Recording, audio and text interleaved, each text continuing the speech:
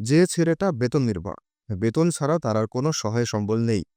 তার যদি আজকে কোনো একটা মেডিকেল ক্রাইসিস, বোনের বিয়ে, যে কোনো কারণে ১ থেকে ১.৫ লাখ টাকার প্রয়োজন হয়, সে কিভাবে এই টাকাটা জোগাড় করতে পারে এবং কোনো প্রতিষ্ঠান আছে কিনা, মানে কোন মাধ্যমে ডাকাতি করা ছাড়া সে কিভাবে টাকাটা জোগাড় করতে পারে? ১ থেকে ১.৫ লাখ বা ২ লাখ।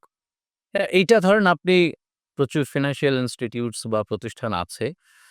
তারা হয়তো বলবে যে হ্যাঁ, আপনি এই হলে আপনি এটা avail করতে পারবেন। কিন্তু আমাদের বাংলাদেশের পার্সপেক্টিভ এটা খুব কঠিন কাজ। আসলেই কঠিন কাজ। ধরেন আপনি নিজে যান ব্যাংকে একটা ৳১,০০,০০০ একটা লোন চাইতে। আপনার ১৪ গোষ্ঠীর কাগজপত্র, পরে ঠিকুজি গোষ্ঠী সবকিছু তারা চাইবে। এবং যে কাগজের কথা আপনি কোনোদিন চিন্তা করেন নাই, ব্যাংক দেখবেন চিন্তা করে বসে আছে। ভাই ওই কাগজটা লাগবে।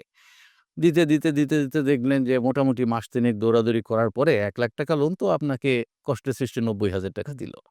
সার্ভিস চার্জ বাবদ ৳১০,০০০ ওখানেই সে কেটে রাখলো।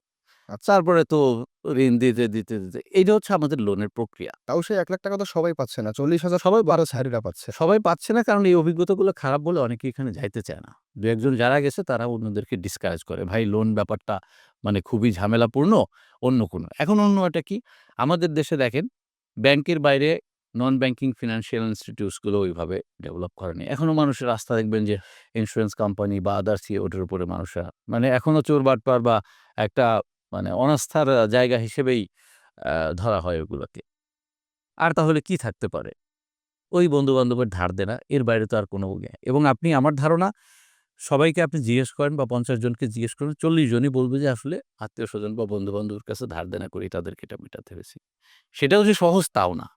ভেতরে অনেক প্রতিষ্ঠান বা অনেক ব্যক্তি এখন এই ফরম্যাটে ওরা জানে যে ওর বিপদ-আপদে পড়তে পারে। তারা দেখা গেল যে ৳১,০০,০০০ দিয়ে ৳২০,০০০ তার কাছ থেকে মনে করেন আত্মীয়স্বজন ইয়ে নিল। কিন্তু ব্যক্তিগত আমি আমার সেটা সেল করছি। সেটা ব্যক্তিগত। কিন্তু আপনি অফিসিয়াল যদি বলেন এই জায়গাটা আসলে খুবই আনসিকিউরড আমাদের।